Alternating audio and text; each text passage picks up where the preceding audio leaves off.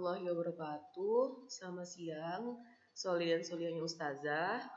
Kembali lagi ke pembelajaran kita hari ini, yaitu tematik bahasa Indonesia. Nah, untuk anak-anak Ustazah, boleh dipersiapkan bukunya, buku paketnya ya, pelajaran bahasa Indonesia.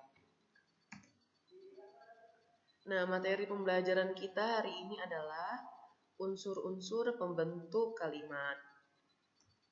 Tujuan pembelajarannya adalah peserta didik memahami unsur-unsur pembentuk pola kalimat. Baik, kita masuk ke pembelajaran pertama, yaitu unsur-unsur pembentuk kalimat.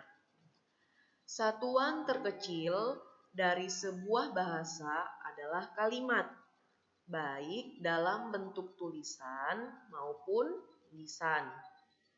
Kalimat terdiri dari unsur-unsur pembentuk kalimat yang saling berangkai dan membentuk satu kesatuan makna.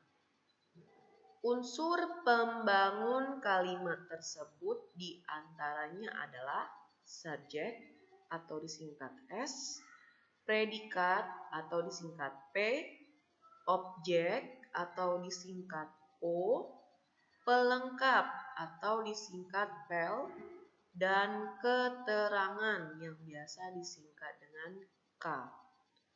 Unsur-unsur ini memiliki fungsi dan tugasnya masing-masing di dalam kalimat. Dan untuk membentuk sebuah kalimat, minimal harus memiliki unsur subjek dan predikat di dalamnya. Nah, kita bahas satu persatu unsur-unsur pembentuk kalimat tersebut. Yang pertama itu ada subjek, di mana subjek ini berfungsi sebagai penunjuk pelaku yang melakukan atau terlibat di dalam kalimat tersebut.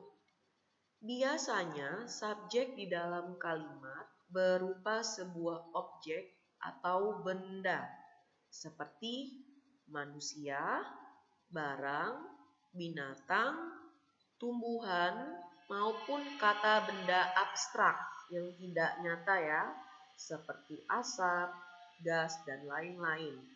Nah, contoh subjek itu adalah Budi, aku, saya, mereka, keledai, cita-cita, dan lain-lain. Nah, yang kedua unsur pembentuk kalimat itu ada predikat. Bersama dengan subjek, predikat itu merupakan unsur terpenting di dalam sebuah kalimat, di mana predikat ini berfungsi untuk menyatakan kegiatan yang dilakukan oleh subjek di dalam kalimat dan biasanya berupa kata-kata kerja. Jadi predikat ini sama saja seperti kata kerja. Contoh kata kerja itu apa? Makan, lari, menangis, bernyanyi, belajar, mencuci, memasak. Nah, itu semua merupakan kata kerja. Jadi subjek dan predikat itu merupakan unsur terpenting dalam sebuah kalimat.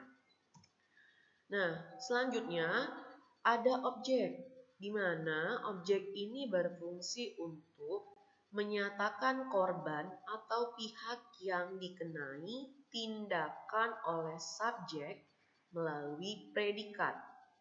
Sama seperti subjek, objek dinyatakan dengan kata-kata benda, baik benda konkret atau nyata maupun abstrak, benda yang tidak nyata. Contoh, uang, tanaman, gagasan, Ani, nama orang juga bisa.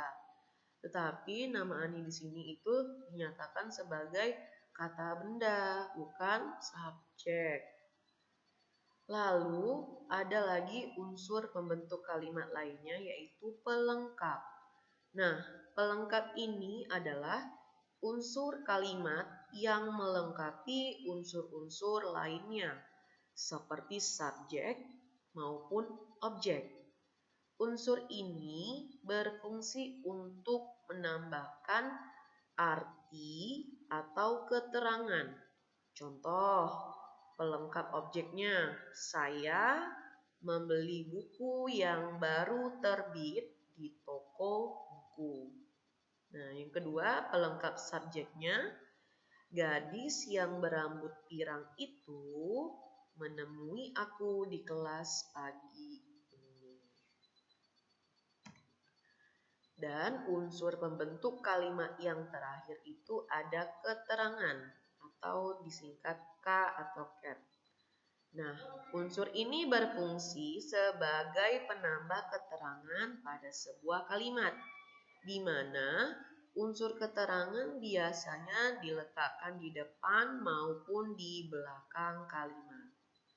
Ada beberapa jenis unsur keterangan, di antaranya adalah, ada keterangan waktu. Jadi dia menyatakan waktu. Contoh, waktu itu kemarin, besok, bulan lalu, 2 hari yang lalu, tahun depan, bulan depan, minggu ini. Nah, itu contoh dari keterangan waktu. Selanjutnya untuk keterangan tempat itu ada di sana, di rumah, di toko, di sekolah, di kantor, pokoknya yang menyatakan suatu tempat. Nah, itu termasuk keterangan tempat. Lalu ada keterangan cara. Nah, seperti dengan cepat, sangat lambat, sangat serius, secara diam-diam. Lalu ada lagi keterangan alat. Nah, biasanya kalau keterangan alat ini memakai alat yang digunakan. Contoh, menggunakan cangkul, dengan sepeda, mengendarai mobil, dan lain-lain. Lalu ada keterangan tujuan. Nah, apa aja itu keterangan tujuan? Contohnya, supaya pintar, agar naik kelas, dan lain-lain. Dan keterangan terakhir itu ada keterangan penyerta. Contoh, bersama ibu, dengan ayah, berdua dengan kakak, dan lain-lain. Nah, itu adalah unsur-unsur pembentuk kalimat. Sekarang kita masuk ke pola kalimat. Nah, unsur-unsur kalimat di atas tersusun sesuai dengan fungsi dan tugasnya masing-masing dan membentuk suatu pola kalimat. Dalam bahasa Indonesia, ada 8 pola dasar kalimat yang bisa dikembangkan menjadi beberapa pola kalimat lainnya. Berikut ini adalah pola-pola dasar kalimat dalam bahasa Indonesia. Yang pertama, pola kalimat yang hanya menggunakan unsur kalimat S atau subjek dan juga P, predikat. Nah, pola ini adalah pola yang sangat sederhana, di mana hanya terdiri dari subjek dan predikat. Meskipun begitu, pola ini sudah membentuk suatu kesatuan makna. Contoh misalnya di sini ada adik menangis. Nah, adik itu dinyatakan sebagai subjek dan menangis itu dinyatakan sebagai predikat. Contoh lainnya, ibu memasak. Nah, ibu dinyatakan sebagai subjek, memasak dinyatakan sebagai predikat. Lalu yang kedua ada S, P, O. Subjek,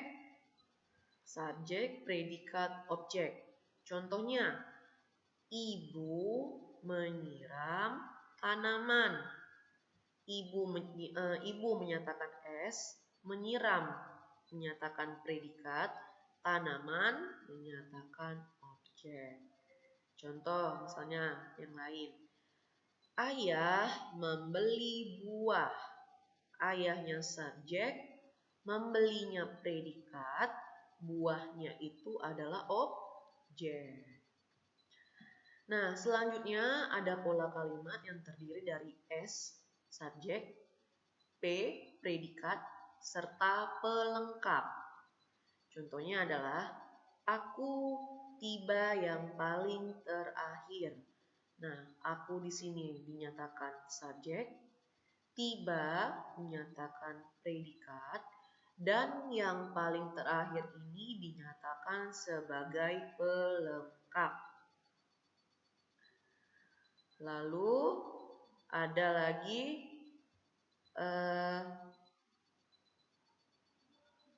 S, P, pelengkap, dan keterangan. Nah, contohnya itu ada saya meminum yang hangat-hangat dengan sangat cepat. Saya menyatakan subjek, meminum menyatakan predikat, yang hangat-hangat ini pelengkap. Nah, dengan sangat cepat ini tadi keterangan cara. Lalu ada lagi pola kalimat yang terdiri dari S, P, O, dan pelengkap. Contohnya, Budi menyukai gadis yang berbaju merah itu. Nah, Budi di sini dinyatakan sebagai subjek, predikatnya menyukai, gadis itu adalah objek, yang berbaju merah itu adalah pelengkap. Nah, selanjutnya nomor 6 itu ada pola kalimat yang terdiri dari S, P, K atau keterangan. Contoh, aku berlari dengan sangat cepat. Akunya menyatakan subjek, berlarinya menyatakan predikat. Nah, dengan sangat cepat ini menyatakan keterangan cara. Dan nomor 7 itu ada pola kalimat S, P, O, K. Contohnya adalah Ani menyatakan subjek, bertemu menyatakan predikat, Budi di sini sebagai objek, dan di stasiun kereta api ini adalah keterangan tempat. Lalu pola kalimat yang terakhir itu ada S, P, O, pelengkap, dan keterangan. Contoh, aku memberi wanita yang mengemis itu uang untuk digunakannya membeli makanan. Aku menyatakan subjek, memberinya menyatakan predikat, wanita menyatakan objek, yang mengemis itu uang sebagai pelengkap, untuk digunakannya membeli makanan itu sebagai keterangan. Nah, itu penjelasan singkat dari Ustazah mengenai tentang unsur-unsur pembentuk kalimat dan juga pola kalimat. Baik, itu saja penjelasan dari Ustazah. Nanti tugasnya akan Ustazah kirimkan. Lebih dan kurang Ustazah mohon maaf. Ustazah akhiri. Wassalamualaikum warahmatullahi wabarakatuh.